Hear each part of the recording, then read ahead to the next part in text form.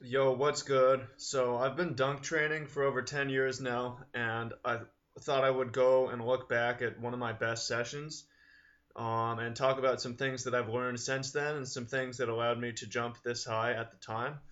This session was in 2000, the end of 2013, so a little more than a year ago.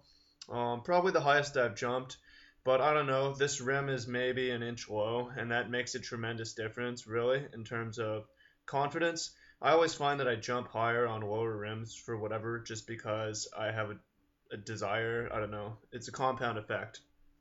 Anyways, what allowed me to jump this high at the time, and why do I not jump this high right now? Couple things. I think that first of all, it has to do with the training I was doing at the time, which was lots of Olympic lifts and combined with dunking. And I think that's just the holy grail of combinations. If you want to add bounce, do Olympic lifts, do clean and jerks, do squats, do deadlifts. At the time, this session, I was doing a lot of that and dunk training, and that was my life. In the year and a half since then, I've been traveling, and I haven't had both Olympic lifts and dunk sessions at the same time.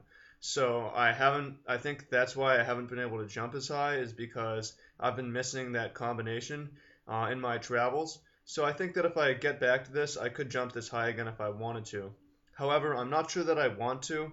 Obviously, in order to jump higher, it requires putting more force into the ground with your body. And this was a lot of force at the time. I think that I had a little more body pain, a little more Achilles pain, a little more knee pain. I'm definitely a lot more healthy now. It's hard to tell in this video, but my shoulders are a lot more asymmetric now than they were. My landings are a lot worse. My hip flexibility was a lot worse. So I think I've gotten better at dunking, even if I'm not jumping as high. And the point is, well, there's a lot of points to this. Uh, but I mean, I'm really into the net pull now because, for one, maybe I can't produce this force, but again, maybe you don't want to.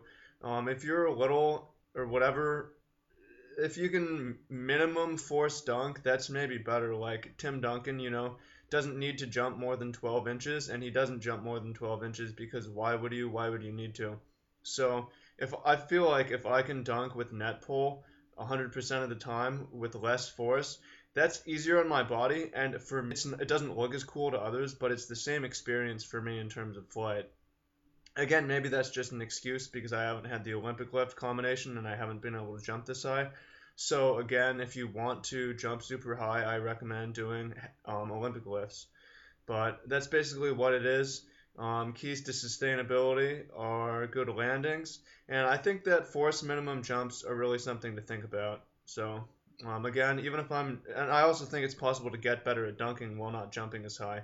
More versatile. I can jump off left, right steps now, and I can finish from more angles now, maybe, and I can do more trick dunks and tricky stuff. So just figured I would put this up there for those of y'all who haven't been following since the beginning, to let you know that I have done this stuff not so long ago, and I could do it again if I get into, if I stop traveling and settle down into the Olympic lift jump lifestyle. So, some things to think about. Let me know what you think in the comments if you have any questions about anything. Happy to share.